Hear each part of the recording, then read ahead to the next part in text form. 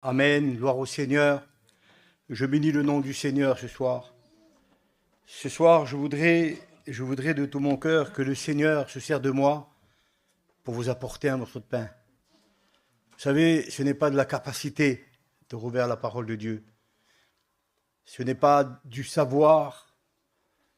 Vous savez, si je pourrais dire, si nous on a un ancien, on a des anciens qui nous ont élevés dans le ministère, mais Jésus a dit ces paroles. Il a dit, il est probable que je m'en aille, afin que celui qui doit descendre, je ne le retienne pas. Car lui, il vous conduira dans toute la vérité. C'est le Saint-Esprit, c'est lui qui va épuiser de Dieu pour venir nous nourrir, pour venir nous apporter les bontés de Dieu, les merveilles de Dieu. Donc, vous savez, je pense que nous, lorsqu'on vient vers un trésor, si on trouve un trésor, et si on ne peut pas tout prendre, alors on choisirait. On ne voudrait peut-être pas s'embarrasser des pièces. On voudrait prendre le meilleur pour essayer d'apporter le plus possible. Mais je pense que le Saint-Esprit, lui, lorsqu'il va épuiser auprès de Dieu, il sait de quoi qu'on a besoin. Et il sait comment nous l'apporter. Comment que on rouvre l'église et qu'on rentre. De quelle façon?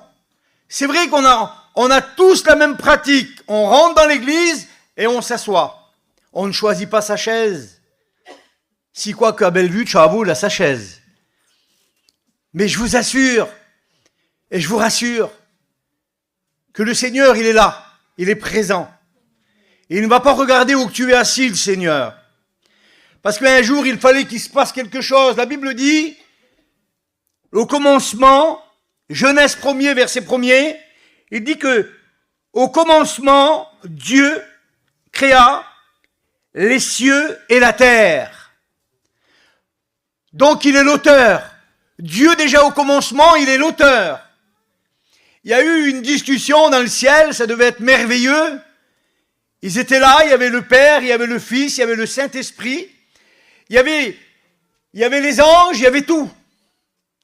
Mais le principal, c'est qu'il y avait le Père, le Fils et le Saint-Esprit. Et là, ils ont commencé à construire. La Bible dit que Dieu a commencé à mettre toute chose à sa place. Toute chose à sa place. Il n'y a pas eu d'erreur. Tout a été fait merveillement. La terre était chamboulée. Elle était informe, la Bible dit, et vide. Il n'y avait rien. L'Esprit de Dieu se mouvait au-dessus des eaux. Ça devait être merveilleux. Même là où il n'y avait rien du tout, Dieu se trouvait. Dieu se trouvait. Alors, aujourd'hui, on retrouve, chrétiens, aujourd'hui, on retrouve des bonnes choses dans l'air. L'autre jour, il y avait une personne qui avait témoigné et il partait vers Clermont-Ferrand, il partait vers les montagnes, dans les hauteurs, parce que la maladie qu'ils avaient, vous savez, c'est des asthmatiques, un truc comme ça, et puis il fallait que la personne prenne de l'air. Et puis c'était merveilleux parce que c'est vrai que là-bas, c'était comme ça, ils étaient bien. Et puis le Seigneur, il a béni cette femme. Et aujourd'hui, le Seigneur, il l'a bénie, elle est guérie. Mais elle avait besoin de partir dans des hauteurs. Eh bien, chrétien, aujourd'hui, tu as besoin de monter dans les hauteurs. Tu as besoin de monter. Tu as besoin de comprendre. Tu as besoin de comprendre que c'est pas seulement dans une réunion. On n'a pas besoin que d'une réunion. On a besoin d'une vie, une consécration avec Dieu. C'est ce que le Seigneur nous demande. La création de Dieu, elle a été dans ce sens-là. La Bible dit que Dieu a créé le ciel et la terre. Il dit que la terre était informe et vide et Dieu a commencé à mettre tout en place pour que l'homme soit sur la terre. C'était dans le calendrier de Dieu. Cette réunion, elle a été marquée dès le commencement. Elle a été marquée de Dieu dès le commencement. On dit, Seigneur, bénis ton serviteur que tu t'es choisi. Alors, c'est ça, on a été choisi de Dieu, Maël. Alors, moi, ce que je vais vous apporter ce soir, eh bien, c'est pour toi. Alors, tu n'as pas le droit de laisser à terre quelque chose qui vient de Dieu. La parole de Dieu. Le Seigneur, il te demande, sois fort. Le diable veut te terrasser. Il veut t'abattre. Il veut t'amener, lui, au plus bas. Il veut te fatiguer. Il veut te lasser. Il veut t'empêcher. Il veut te mettre le doute. Alors, il semblerait qu'il est fort, hein? Il est très fort. Mais la Bible dit qu'il y a un homme encore plus fort. Et cet homme encore plus fort, c'est Jésus. C'est Jésus, c'est lui qui peut le terrasser. Et la Bible dit qu'il est vaincu. C'est une bonne nouvelle pour toi, chrétien. Christ l'a vaincu. Christ est vainqueur. Parce qu'il a vaincu Satan. Christ est vainqueur. Il est vainqueur sur le doute.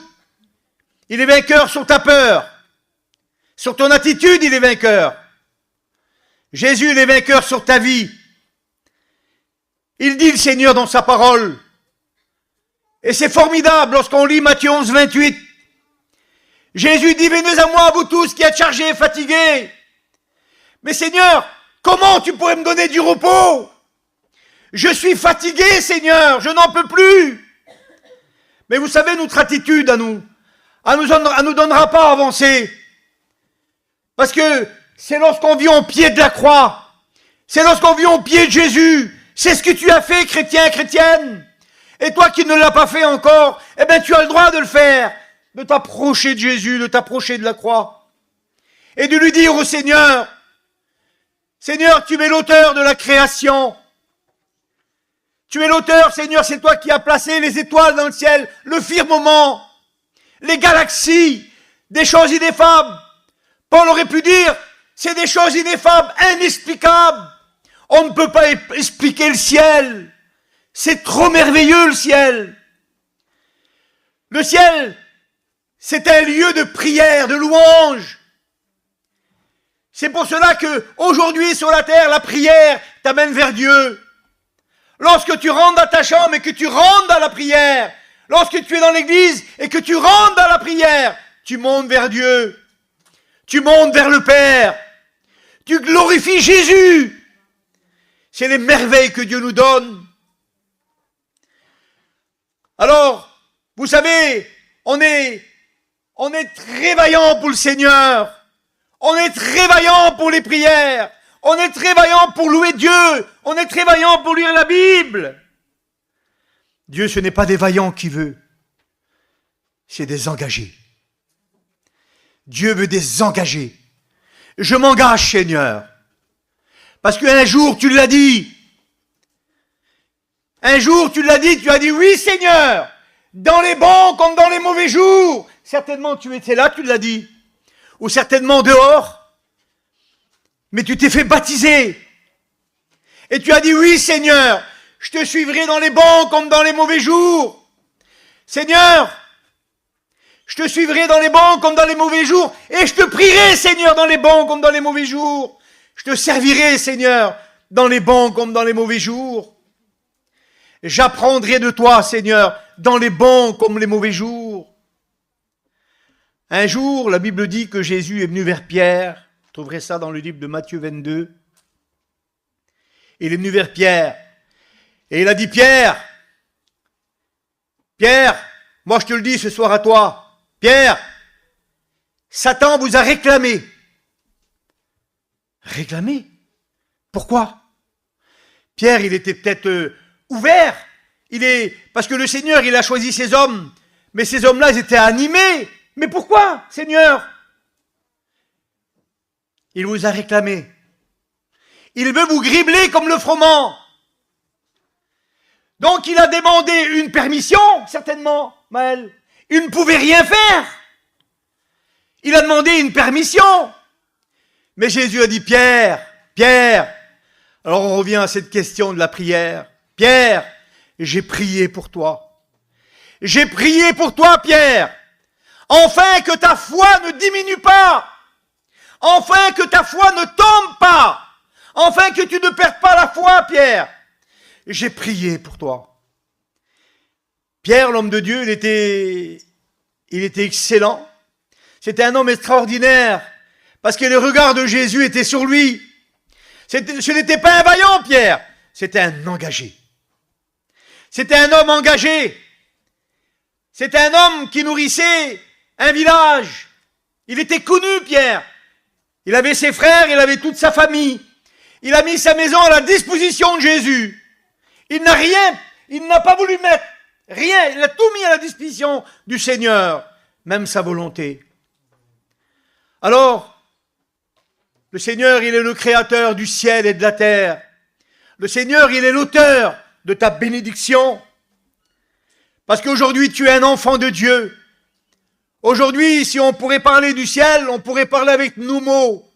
Mais on ne pourrait pas expliquer les bontés de l'Éternel. On peut les vivre. Chrétien, chrétienne, tu peux vivre les bontés de l'Éternel. Tu peux vivre les bontés du Seigneur. Et tu peux même les partager. Ça se partage. Ça se prouve. Ça se montre. Jésus l'a prouvé. Jésus lui-même, il l'a prouvé. Vous savez, l'amour de Dieu, elle s'étend. Un jour, la Bible dit on est venu vers Jésus. On est venu vers Jésus, on a amené le Seigneur. Jésus est rentré dans son village.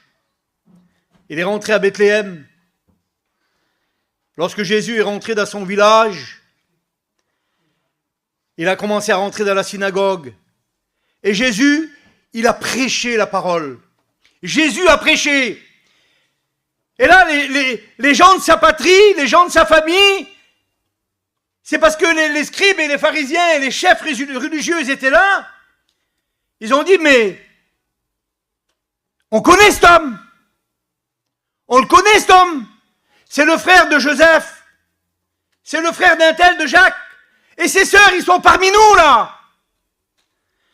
Vous savez, Jésus, il a dit une parole. Et puis c'est vrai, Seigneur. Il dit, personne ne sera prophète dans sa famille. Personne ne sera prophète dans sa maison. Si ça serait qu'un miracle en imposant les mains. Alors, c'est l'enseignement de Jésus. C'est l'enseignement du Seigneur. Mais pour ta vie, pour nous chrétiens, le Seigneur, il a mis beaucoup plus, il a mis l'espérance dans nos cœurs. Il a mis l'espérance en travers la prière, en travers la joie, en travers le partage, en travers la paix. Vous savez, c'est vrai que la parole de Dieu, on la considère comme un morceau de pain. Aujourd'hui, je priais le Seigneur, je disais, Seigneur, ta parole, Seigneur, elle est semblable à un morceau de pain.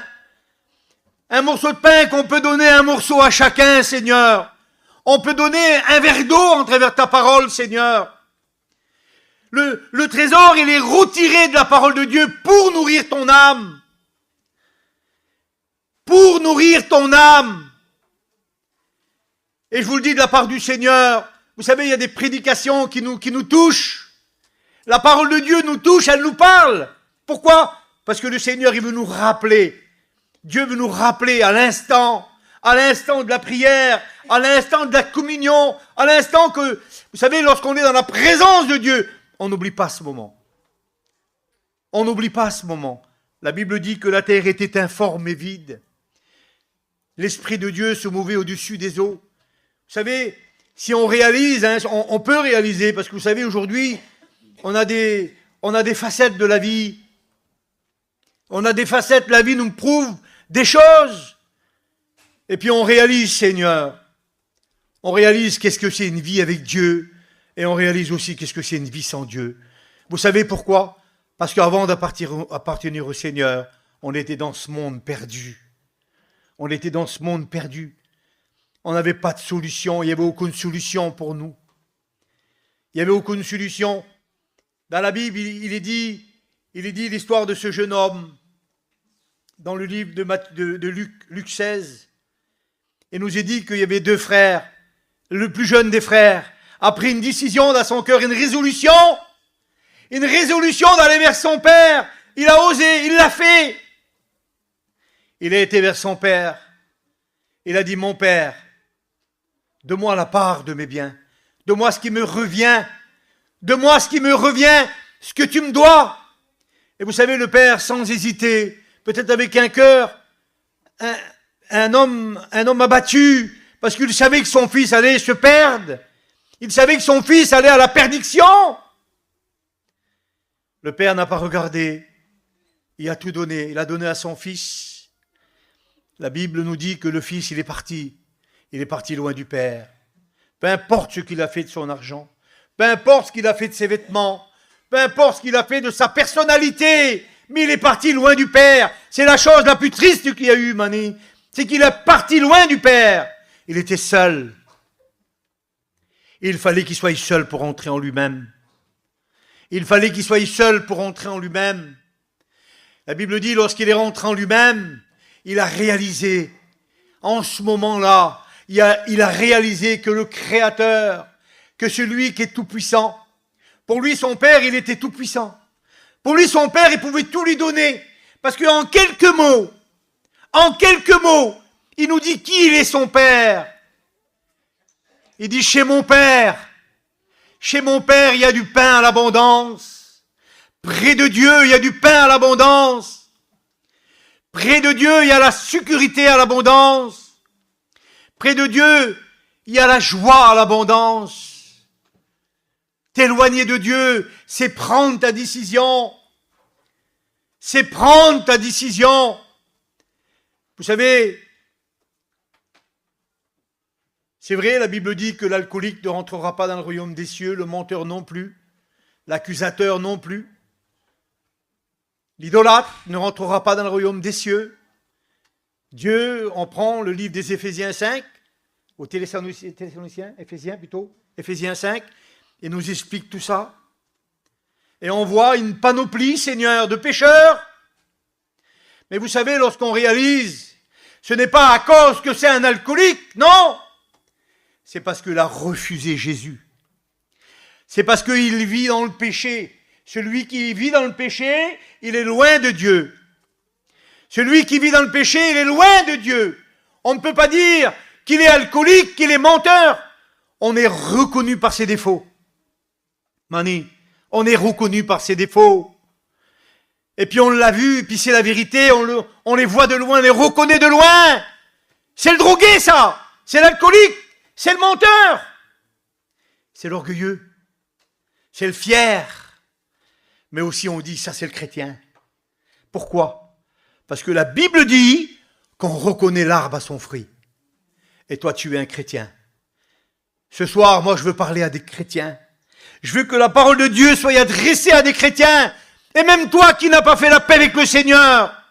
Aujourd'hui, le Seigneur il dit, si tu entends ma voix, n'endurcis pas ton cœur. Viens au pied de la croix. Viens vers Jésus. Le Seigneur, il est celui qui peut te bénir, qui peut changer ta vie, qui peut guérir ta vie, qui peut guérir ton corps aussi, ton corps malade. Le Seigneur, il en est digne. Alors, vous savez, la Bible, c'est une nourriture. C'est une nourriture qui vient de Dieu. Lorsque Jésus a dit à Pierre, Pierre, j'ai prié pour toi. Et j'ai prié pour toi afin que ta foi ne diminue pas. Alors ce soir, tu as le droit de demander au Seigneur qui t'augmente la foi. Tu as le droit. Tu as le droit parce que la Bible dit que si tu as un grain, la foi d'un grain de sénévé, si tu as la foi d'un grain de sénévé, tu peux ordonner, tu peux dire à une montagne, jette-toi dans la mer, et elle le fera au nom de Jésus. Vous savez, parfois on a des montagnes devant nous. David, il en avait eu une montagne, il avait Goliath devant lui. Il l'a terrassé. Il l'a terrassé par la foi. Josué, il avait une montagne devant lui. Il avait un mur.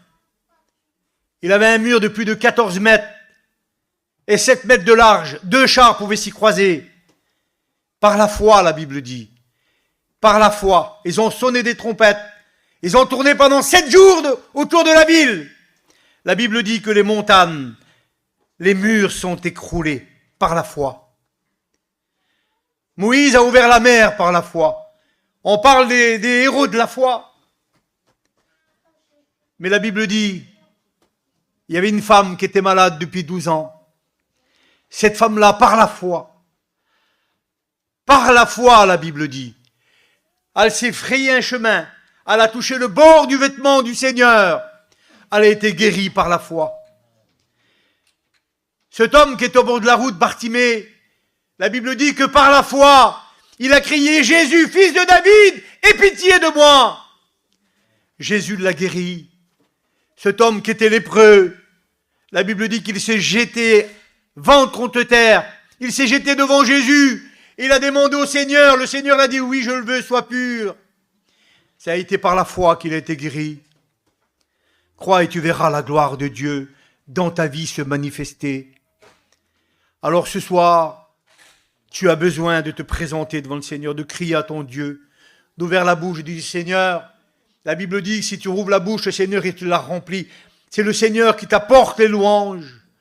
Toi, tu apportes des louanges à Dieu, mais Dieu te remplit de sa présence.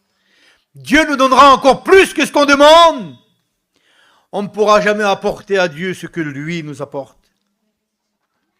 Alors je pense que c'est intéressant de se présenter devant Dieu dans la simplicité et de dire Seigneur, Seigneur bénis ma vie, Seigneur bénis-moi. Tu as le droit d'être béni. Tu as le droit d'être rempli de Dieu. Tu as le droit d'être satisfait dans ta vie parce que le Seigneur, il le dit. Venez à moi, vous tous qui êtes chargés, fatigués. Il dit, moi, il dit, je vous donnerai du repos. Venez porter mon joug, il est doux et léger. Vous savez, un joug, vous connaissez, vous savez ce que c'est un joug? Il y a deux taureaux et on met ça sur le cou du taureau. Et vous savez, de réaliser que Jésus est avec nous lorsqu'on est faible. Jésus est avec toi lorsque tu es fatigué. Le Seigneur est là avec toi lorsque tu n'en peux plus. Le Seigneur est là avec toi lorsque tu sens cette boule là qui vient, là, l'angoisse là. C'est mauvais l'angoisse, hein. Celui qui sait ce que c'est, il sait ce que c'est dur l'angoisse. Eh bien, je vous dis de la part du Seigneur, que le Seigneur il est prêt à t'enlever toute cette angoisse de ton cœur, toute cette peine, toute cette souffrance.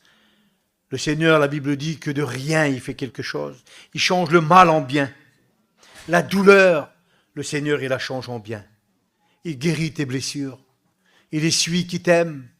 La Bible dit qu'il est le créateur du ciel et de la terre. La terre était informe et vide. L'Esprit de Dieu se mouvait au-dessus des eaux. La vie, le Seigneur a commencé à mettre la vie. Dieu a mis la vie. Dieu l'a mis la vie en nous. Douro. Le Seigneur a mis la vie en nous. Et le Seigneur, il a mis la vie en toi. La Bible dit qu'autrefois, on était mort dans le péché. Et aujourd'hui, on est ressuscité avec Jésus. On est crucifié avec Jésus, mais on est ressuscité avec lui. Enfin qu'on vive comme lui. Vivre avec le Seigneur, c'est la décision qu'on a prise dans nos cœurs. Et le Seigneur veut te le rappeler ce soir, dans son amour. Le Seigneur, il t'aime, il a donné sa vie pour toi. Tu sais ce qu'il te demande, le Seigneur, en travers tout ça, tu sais ce qu'il te demande, le Seigneur, ce soir? Le Seigneur, il te demande qu'une chose. Sois reconnaissant envers Jésus-Christ. Prie-le, glorifie-le de tout ton cœur. Et je le crois de tout mon cœur, que, comme la Bible dit, ouvre ta bouche et je la remplirai. Tu as besoin de parler au Seigneur. Tu as besoin de rentrer dans son intimité. Tu as le droit de rentrer dans cet endroit qui est dans ton cœur, qui est à toi et qui est réservé à Dieu. Cette petite place que tu as fait à Jésus. Le Seigneur, il prend tout l'espace de ton cœur. Mais personnellement, toi, tu as fait une petite place pour le Seigneur. Et cette petite place-là, le Seigneur, il t'attend. Il est là, lui. Alors rentre en toi-même et rentre dans la présence du Seigneur. Parce que le Seigneur, il t'invite à le faire. J'aurais voulu qu'on prie le Seigneur. Voilà, que tout le monde s'incline à un saint respect. Vous savez, lorsqu'on prie Jésus, lorsqu'on prie le Seigneur, on élève à Dieu des louanges. Et je bénis le nom du Seigneur. L'autre jour, j'ai aimé, Gilles a fait la réunion chez nous. Et il a dit une parole qui a touché mon cœur. Il a parlé de cet homme qui a dit, nous allons battre nos greniers, on va en faire des plus grands. Et cet homme-là, il a donné une ordre à son âme. On n'a pas le droit de donner une ordre à notre âme, nous. Laissons Jésus la façonner. Laissons Jésus la combler. Laissons Jésus la bénir. Intéresse-toi à que Jésus vienne bénir ton âme. Sois ouvert, dis Seigneur, Seigneur, je veux que tu viennes prendre toute la place dans mon cœur. Seigneur, j'ai tellement de place dans mon cœur pour toi. Seigneur, je vais élargir l'espace de ma maison, afin que tu t'installes, Seigneur, que tu prennes toute la place dans mon cœur. Dieu veut remplir ce cœur informe et vide. Dieu veut commencer à construire dans ta vie. Dieu veut bâtir ta vie avec lui. Alors on prie le Seigneur et ne t'en prie pas ce soir. Seigneur, mon âme te loue et te glorifie, t'adore. Mon âme te bénit, Seigneur. C'est vrai que ta parole, Seigneur, c'est une assurance pour nos âmes, pour nos vies, Seigneur. Ta parole, elle est tellement bonne, Seigneur. Ta parole